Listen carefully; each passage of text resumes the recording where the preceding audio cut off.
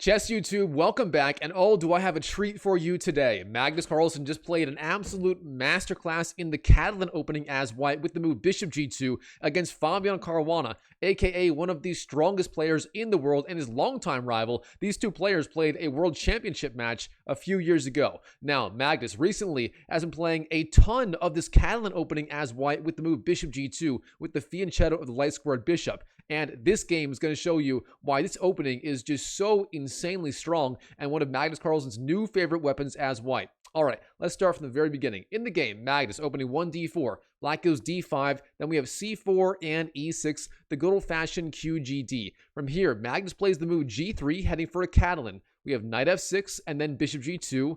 And then from here, black has a wide variety of ways to respond to the Catalan. The three main ideas are, first of all, taking on c4, taking the free pawn, but beyond that, bishop e7 and bishop b4 are thought to be the two most solid lines for black. In the game, Fabiano goes for the classical variation with the move bishop to e7, intending simply castles and likely taking on c4. This is one of the oldest, most solid, and strongest ways to meet the Catalan Opening, but of course, Magnus here, he's got some ideas up his sleeve. All right, in the game, we follow the main line for a few moves. White goes knight f3, a logical idea, and then both sides castle on the king side like this. We have castles and then castles. Now here, Fabiano plays the main move, d takes c4, winning the free pawn, and from here, white technically has the 2 versus 1 pawn majority in the center. White has 2 center pawns versus the 1 of black. However, black should be getting good counterplay based on a fast c5 advance or perhaps a6 then b5. So black here,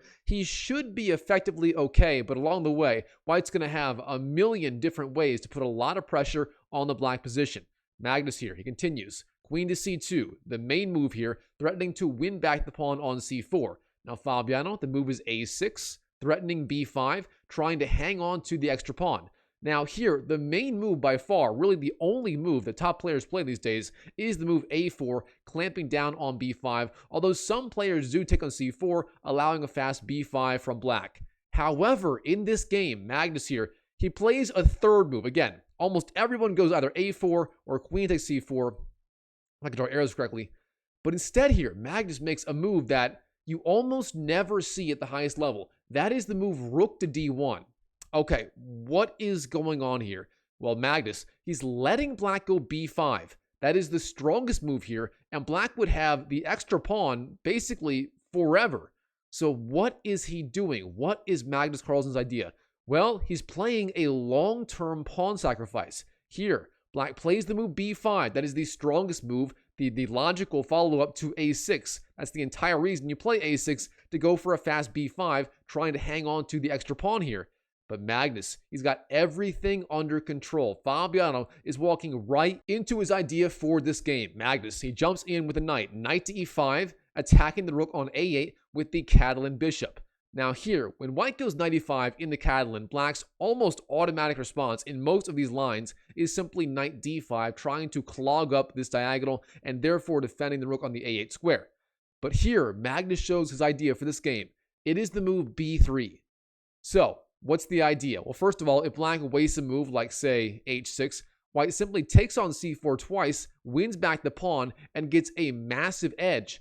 However, black, of course, has the option of taking on b3, and that was played in the game. We have c takes b3, and then a takes b3. Now, let's do inventory here. Black here is actually up a pawn. Black does not have 1 pawn on the d file, and white is missing 2 pawns on the c files and the a files. So what is Carlsen's big idea for the opening? It's really simple. He gives up the pawn for long-term compensation on the queen side. Magnus here, first of all, he's got the very strong light squared bishop on g2, but beyond that, he's got the open c files and the a files to pressure, and the knight on e5 also eyeing the weak square c6, as is the queen. So Magnus here, giving up a pawn for tremendous long-term pressure. All right, Fabiano, bishop b7 is the move, the logical move, trying to challenge white's control of this diagonal right here.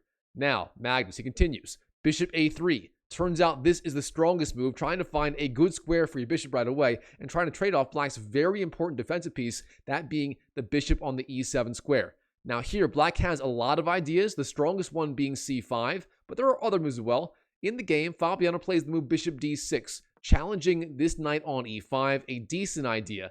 Magnus, the move is knight d3. He drops back, and from here, this knight controls the c5 square, and that is a very important detail. If Magnus can get a knight on c5, that piece would be very, very strong and very difficult to remove.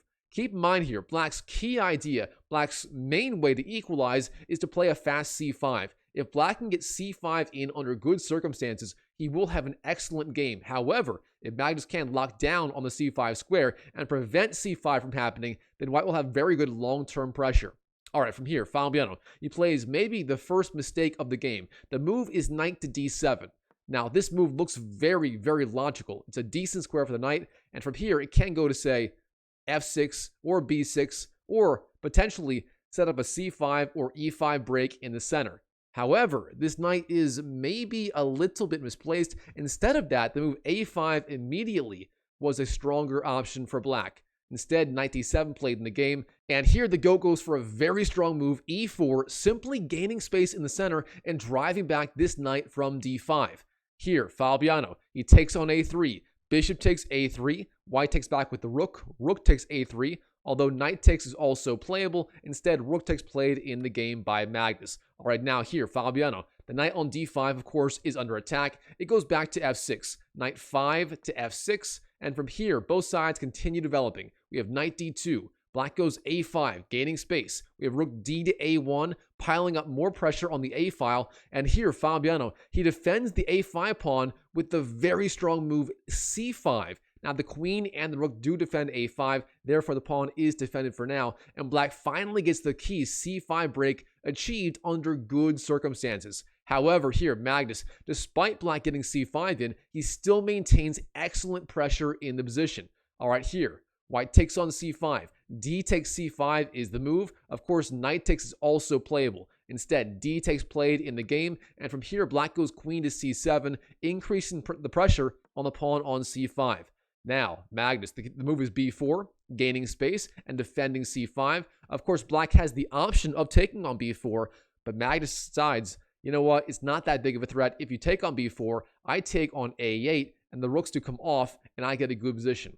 And it turns out that is what Fabiano goes for in this game. We have a takes b4, and here Magnus, he trades one pair of rooks on the a file. We have rook takes, then rook takes, and here, if Magnus wanted to, he could just take on a8. However, with all the rooks off the board, his chances of maintaining good pressure in the middle game would be reduced. Therefore, Magnus here, he plays the move rook to c1, sliding the rook over and increasing support over c5, stopping any sort of knight takes or queen takes c5 ideas from Black. All right, now, Black, rook to c8 is the move, a good move, likely the best square for the rook right now.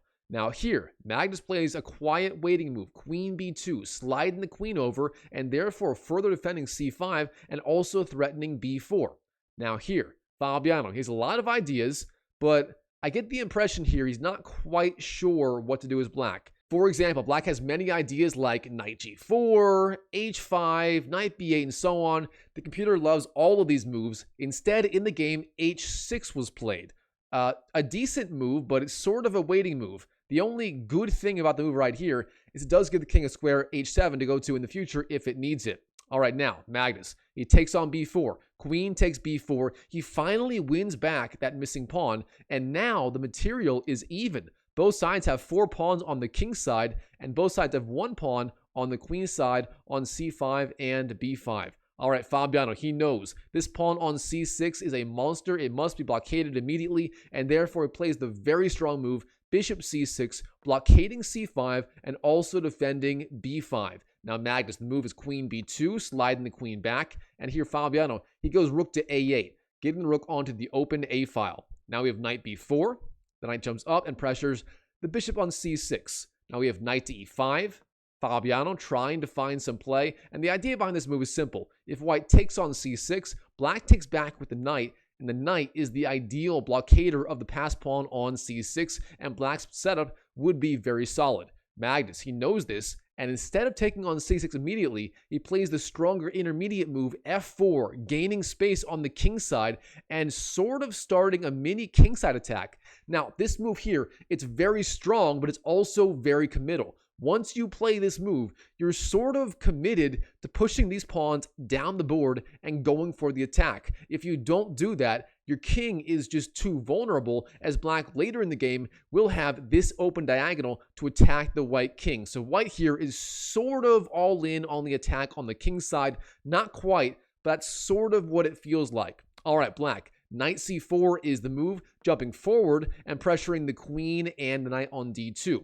Now here, white takes on c4, we have knight takes, then b takes, and then knight takes c6, the strongest move. Black takes back with the queen, and then finally Magnus, he picks up this pawn on c4, rook takes, and suddenly Magnus, despite being down a pawn for most of the middle game, he finds himself in this weird middle game, end game scenario, up a clean pawn on the queen side with excellent winning chances. This is exactly what he wanted as white in this game.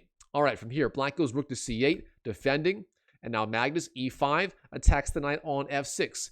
The knight goes to d5, we have knight d5, and here, Magnus makes a very strong move, but again, very committal. The move f5, gaining more space and threatening to open up lines of attack on the king side. All right, Fabiano, he finds the best defensive move, queen to a6, attacking the rook on c4. The rook must go somewhere. It goes back to c1 in the game, rook to c1. And from here, the best move for black is queen to d3, attacking f5 and activating the very important queen. Instead, in the game, queen to a7 was played, and this move is significantly more passive.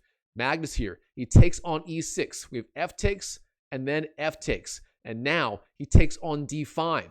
Bishop takes d5. This is a very committal move. You do not want to give up your bishop for that knight unless you have a very, very good reason. And here he does. After e takes, he goes queen d4, defending both of these pawns with the queen, and of course attacking d5 like this. Now we have queen d7, then king g2, queen c6, and now Magnus here, he's up a clean pawn in the center. He's got two very strong passed pawns here, but he's got to find some way to increase the pressure. In chess, there is the rule of two weaknesses. You typically need two weaknesses or two attacking points to win the game. Here, white clearly has an edge in the center with these two strong pawns. However, it's likely not enough to win the game on its own. So, Magnus here, he pushes Prince Harry, the h-pawn, down the board to h4, trying to get play on the king side as well. All right, Fabiano, king to h8 is the move. At this point, Fabiano, he is forced to basically go back and forth with his king. There's almost nothing he can do in this position